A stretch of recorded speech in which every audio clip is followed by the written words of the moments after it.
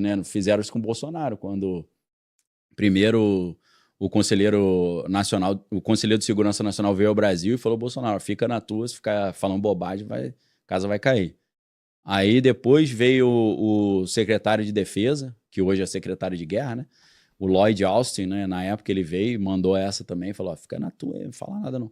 Depois o diretor da CIA veio ao Brasil para conversar com ele, falou: fica na tua aí, meu irmão, tu vai sair, fica quieto, não faz nada. Aí ele ficou reclamando, né? Aí falou, eu não, vou reclamar. Aí deu no que deu, né? Então é um jogo complicado, né? E a galera não, assim, quem não conhece a história tá fadada a repetir os erros do passado. Assim, a Guatemala, em 1953, eles falaram que o país era comunista, os Estados Unidos invadiu o país e derrubou o governo. Só que, na verdade, é porque tinha uma empresa de fruta que era concorrente dos Estados Unidos. Que isso? Foi só para derrubar a empresa de fruta. Então, para eles... Que isso? É só pesquisar aí o caso da 1953, a Guatemala, né? Inclusive, tem outra questão interessante que, nessa época, hoje a gente foi liberado o documento da CIA dizendo que a CIA orientou os veículos de comunicação a inventar histórias de alienígena para desviar o assunto de que eles tinham derrubado o governo da Guatemala. Olha só. Então, sempre que você olhar alienígena, é que eles estão querendo distrair a pior que teve recentemente direto, história de alienígena. Tá sempre né? tendo. Teve mesmo. Sempre para desviar o foco. Agora, eu acho que é uma coisa que tá todo mundo meio apreensivo. Você acha que existe uma chance real de uma terceira guerra mundial? Eu acho, não sou só eu não, o que tem de gente falando isso. Outro dia um ex-agente da CIA, Andrew Bustamante, estava falando que a terceira guerra mundial já começou. Na verdade, tem um livro muito interessante da Cristina Martín Jiménez, que é A Terceira Guerra Mundial Já Começou, é muito interessante, faz sentido, porque se você pega a guerra na Ucrânia, você não tem... muita gente fala assim, caramba, eu achei que a Rússia era mais forte, como é que ela atacou a Ucrânia e não conseguiu vencer a Ucrânia até hoje? Eu penso nisso sempre. Né? Eu também pensei nisso. Não, só que aí o que eu digo? Cara, não é uma guerra da Rússia contra a Ucrânia, é uma guerra da Rússia contra a Ucrânia, contra os Estados Unidos, contra a França, contra a Alemanha, porque o que tem de mercenário, de arma e de drone, de míssil chegando lá, entendeu? É uma guerra que é 1 contra 32 disfarçado de 1 contra 1, pô. Porque tá todo mundo mandando bilhões. Ó, os Estados Unidos mandaram 140 bilhões para a Ucrânia e eles só investiram 60 em defesa. Os caras falaram, e o resto? Pô, não sei, cara, o que aconteceu? Sumiu, né? Então, assim, é muita grana entrando, é muita arma entrando, é muito mercenário entrando. É claro que aí a Coreia do Norte começou a mandar a gente também para ajudar a Rússia. Então, se você pega, poxa, a OTAN tem 32 membros. Aí você tem 32, mais a Rússia, com o apoio da China, com o apoio da Coreia do Norte, com o apoio do Irã. Você já tem o quê? 40 países, né? Isso já é guerra mundial, pô, entendeu? Então meio que já tinha começado.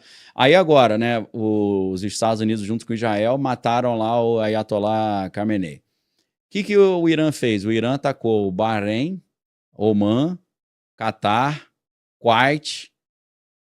De cara, eles atacaram 11 países. Aí você fala, pô, já tem Israel e Estados Unidos, 2. Você bota mais 11 e já tem 13. Daqui a pouco tem quanto? Tem 30, 20. A Alemanha falou que vai entrar, a Itália falou que vai entrar, Reino Unido falou que vai entrar, Portugal falou que vai apoiar também, já estão mandando tropa lá para o Chipre. Então, nessa situação que está tendo agora lá no Irã, você já tem uns 25, 30 países envolvidos. Pô.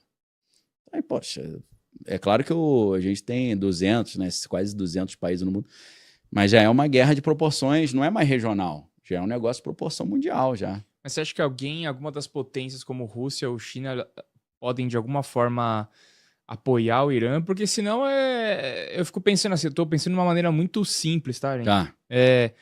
Pô, os caras, sei lá, Rússia, China podem falar, ó, Estados Unidos, os caras aqui estão causando uma bagunça aqui, vamos acabar com isso logo, vamos se unir aqui nós três, vamos cimentar os caras ali, acabou, entendeu? Nós vamos construir uma praça em cima do Irã, vai ser outra coisa, acabou e vamos tocar nossa vida agora, entendeu? Mas quem diria isso? A China? As grandes potências que dominam, tipo assim, a China, a Rússia, falam assim, olha, ou então, ou não, ao contrário, a China e a Rússia vão se incomodar com o que está acontecendo ali e podem apoiar a causa do Irã, não sei. Então, Porque aí seria catastrófico. Sim, tem gente que fala assim, não, a China adota mais uma postura de neutralidade, ela não quer se envolver, mas se dá mal também, porque está já sendo prejudicada no petróleo aí de uma forma muito forte. Mas o que eu acho que é um ponto que é pouco falado... Porque eu penso assim, ó, só te interrompendo, Fica à desculpa. vontade.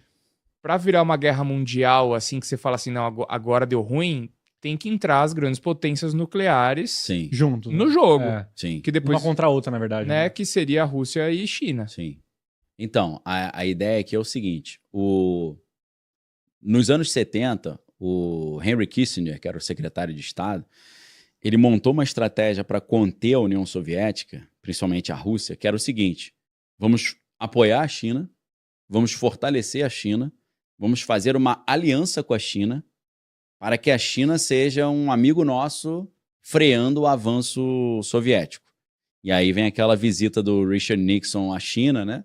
E aí o Henry Kissinger escreveu um livro chamado Sobre a China, On China, que virou um clássico da geopolítica. Então, a doutrina Kissinger era nós americanos, apesar de que ele era alemão, né? Heinz Kissinger é o nome dele. Nós americanos vamos nos aproximar da China para conter a Rússia. Agora, a galera tá chamando a atual postura americana de reverse Kissinger, Kissinger invertido. Que é, em vez dos Estados Unidos se aproximar da China para segurar a Rússia, os Estados Unidos se aproximarem da Rússia para segurar a China. Então, hoje, a relação entre os Estados Unidos e a Rússia, principalmente a relação Putin-Trump, uma relação muito boa, né? Então, a Rússia já não vai entrar. Eu acho muito difícil a Rússia entrar nessa jogada. E a China vai tentar ao máximo não entrar também, porque a China tem uma doutrina militar de mais... A gente quer ganhar no comércio, a gente não quer ganhar na briga, né? A gente não quer uma guerra aberta. Inclusive porque os Estados Unidos controlam todos os gargalos da logística mundial, né? Controla o Canal do Suez, tem como controlar o Estreito de Hormuz, então o Mar Vermelho também, o Estreito de Bab el-Mandeb.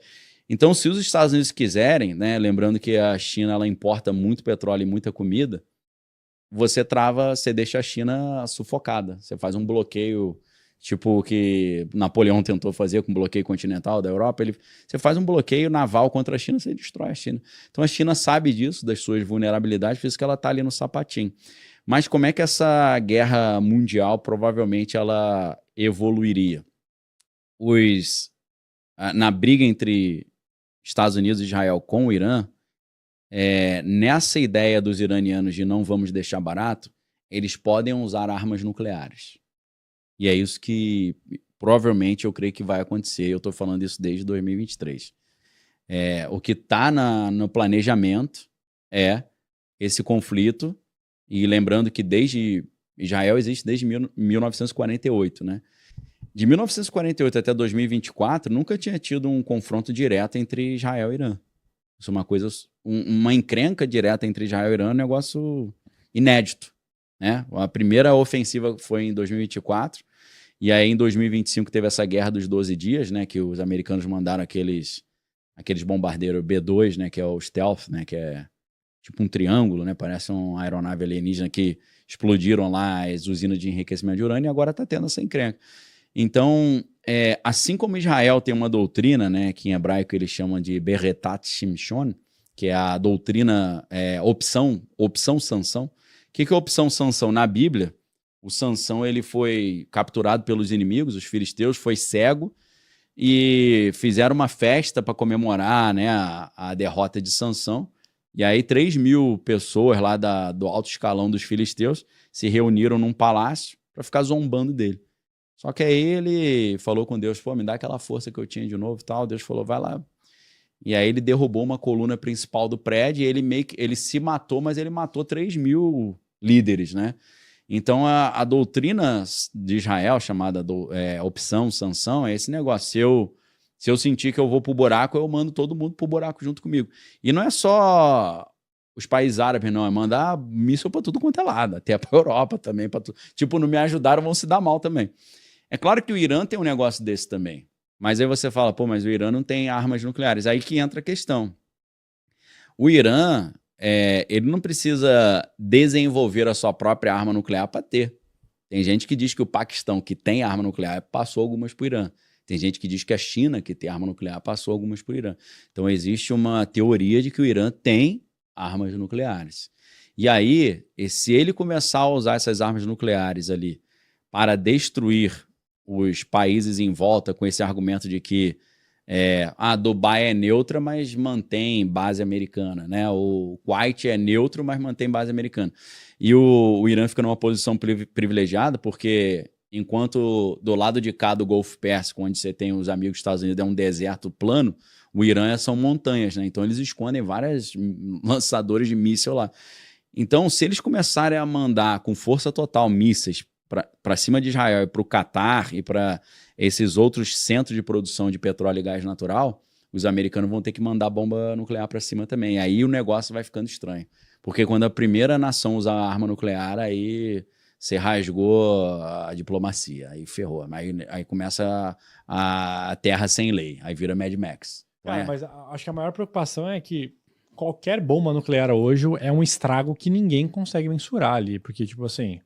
Elas são muito maiores do que as bombas da Segunda Guerra, né? Não, mas essas que teoricamente que eles usariam são as bombas nucleares táticas, que são as menores, que o impacto é menor. Mas mesmo assim o impacto é bizarro. Mas o conceito de você usou uma bomba nuclear é um negócio assim que nunca aconteceu, a não ser no Japão. Só teve ali. Ninguém nunca mais usou numa guerra. Os fizeram o teste. Então isso ia destruir todo o direito internacional, a geopolítica. Então aí você entra num território do desconhecido, do caos, entendeu?